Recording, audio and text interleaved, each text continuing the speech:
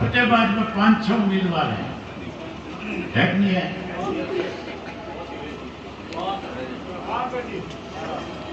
पांच तो कोई थारी गिनती में है तो 10-12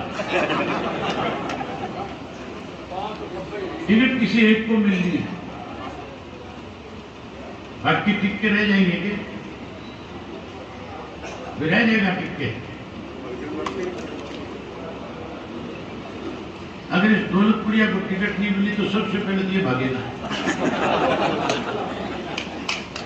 भागेगा नहीं भागेगा? डॉक्टर के टिकट आ रहा है, डॉक्टर भी भागेगा। और प्रहलाद ने तो टिकट दे दी तो कांग्रेस को सुपड़ो साफ हो जाएगा,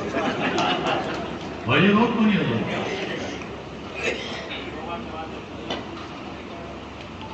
इस लोकसभा और विधानसभा के चुनाव